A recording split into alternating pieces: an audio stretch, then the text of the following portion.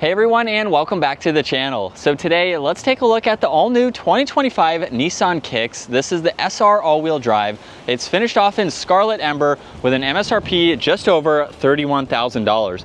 Now this is powered by a 2-liter inline 4-cylinder. It's paired to a CVT transmission, and it pumps out 141 horsepower, 140 pound-feet of torque.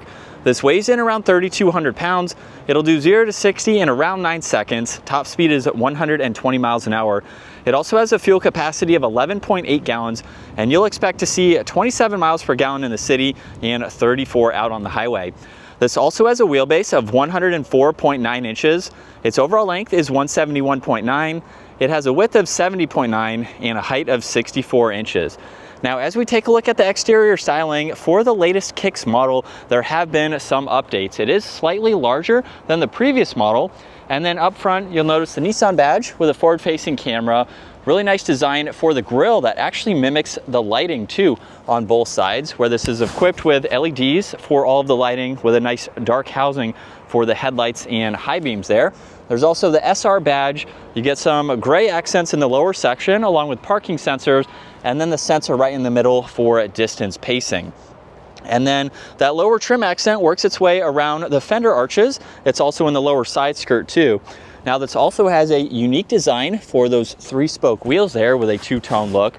There's also a camera and a turn signal on the body colored side mirrors, and up top there's a moonroof and roof racks along with more chrome accents in the upper section of the windows.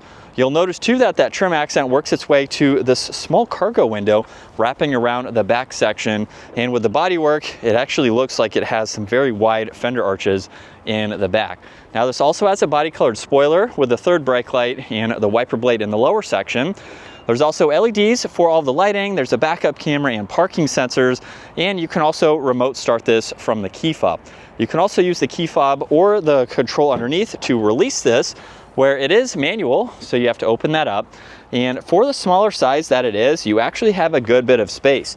Now underneath the floor, you do have a spare, little bit of storage if you want to place some items there, and then you can easily reach in to fold down these seats. So you can unlock both of those for even more space, and you can attach a cover where you can install that if needed. And then there's one grab handle on that right side. It's very lightweight, so it is easy to open and close. Now as we work our way to the interior, this has a really nice design with this carbon fiber-like fabric for the armrest. There's also a dual color for the stitching, really nice trim accent surrounding the window control, and then a really neat design for these seats with that insert running down them. And then at 5'10", it's really not all that bad. You have storage pockets, you have auxiliaries. I do have plenty of space for my feet. And then I have maybe 2.5 inches of headroom, so you could be taller than me and still fit comfortably in this smaller vehicle. And then in the middle, you have the armrest and 2 cup holders. And then you can see those windows are much smaller from the inside, but you still get to be able to view around that pillar there. And then up front, you have all of the same materials. You have your side mirror adjustments, window controls, and then storage down below. Now the front seats are manually adjusting. This also features the Bose audio, and you get a cool design for these front seats too. Now the start button is located all the way at the bottom. And when we start this up, this has a solid leather steering wheel. On the right side, there's cruise control settings. You have voice commands and Bluetooth adjustments there. And you can also look at all of the safety features by getting into that screen there. And then on the left side, you have volume, and you have some controls to further go through the information in this gauge cluster. So you'll notice in the lower section are all of the fixed icons that you can get into, and then scroll through that information from there. You have music, you have all of the safety features that I just showed, and then you have different settings that you can go into as well. Now you also have on the left side the tach, engine temperature, and then fuel and miles per hour on that right side.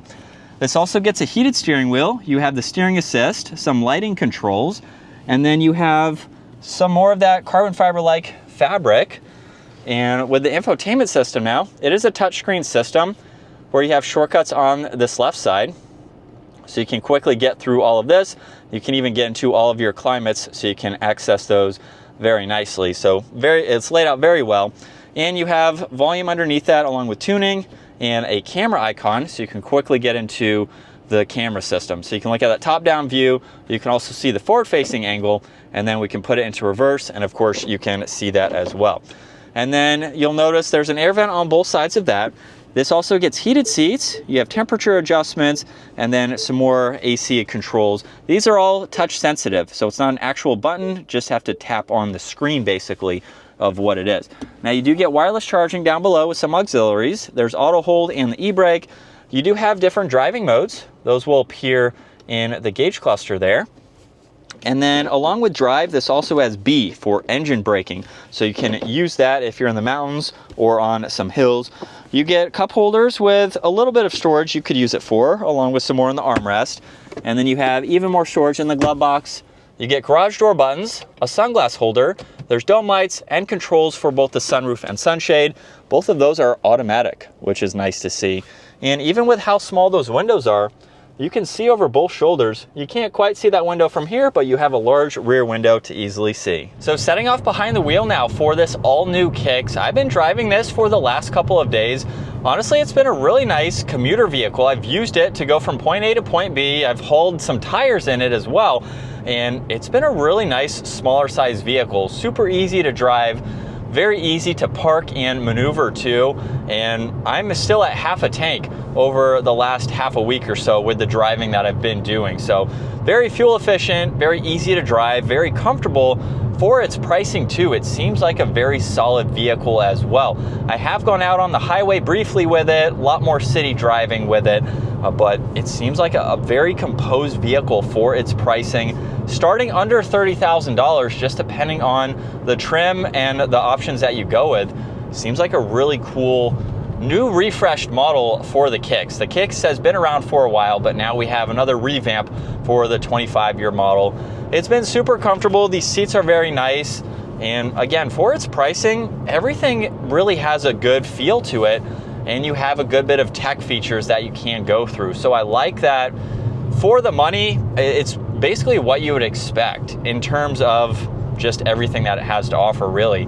And aside from that, it's just a really good commuting, smaller size SUV. So if you want to be a little bit higher up, you don't want a sedan, it's a perfect option to go with for this compact SUV. So you will sit a little higher up. Of course, you have practical backseat space. You can fit in a good bit of items for this model too. So it's a super practical, smaller size vehicle, mainly for city driving.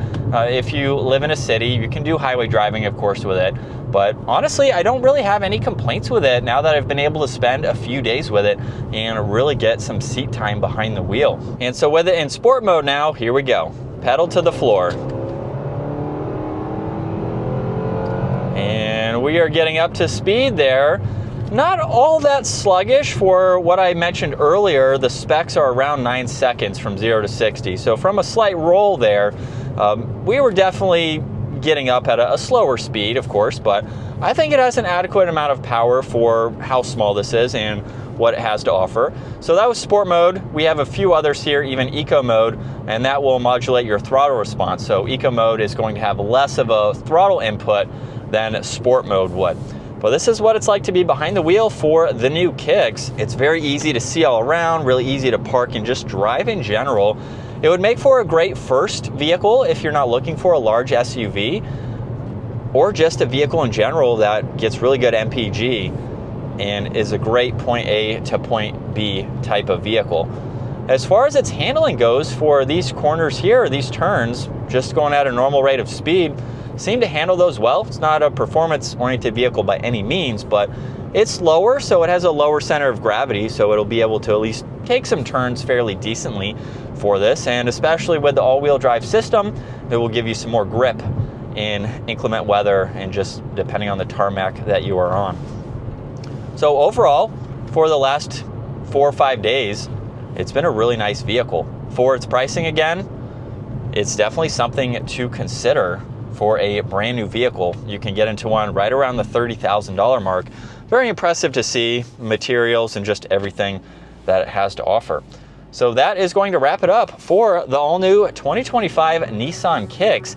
If you enjoyed today's video, give it a huge thumbs up and consider smashing that subscribe button so you can stay up to date on our daily uploads. And I will see you all in the next video.